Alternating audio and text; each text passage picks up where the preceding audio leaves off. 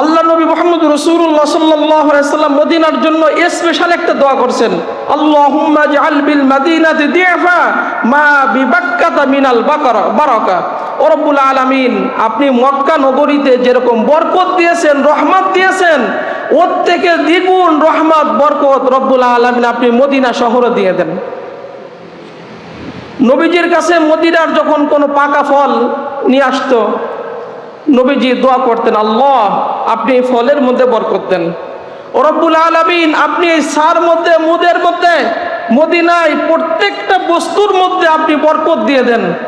আল্লাহ Medina নগরীকে আপনি রহমত আর বরকত দ্বারা ভরপুর করে দেন। ইব্রাহিম আলাইহিস সালাম তো আপনার প্রিয় নবী, প্রিয় বান্দা, প্রিয় বন্ধু। আমি তো আপনার নবী, আপনার বান্দা।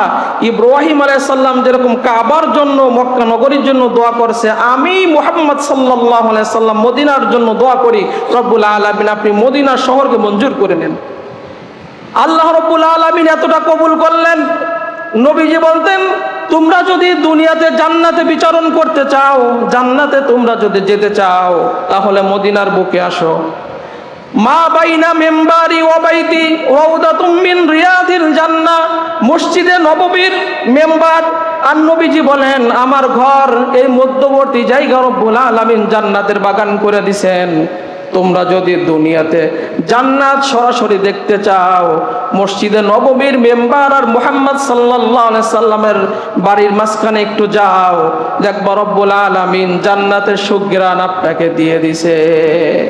নবীজি এই জন্য বলতেন যে মা বাইনা মিম্বারি ওয়া বাইতি রাউদাতুম মিন রিয়াদিল জান্নাহ, আমার মসজিদে নববীর মেম্বার আর মসজিদের পাশে ছিল মুহাম্মদ সাল্লাল্লাহু আলাইহি সাল্লামের বাড়ি, এই দুইটার মাঝখান হচ্ছে জান্নাতের বাগান সমূহের মধ্যে একটা বাগান।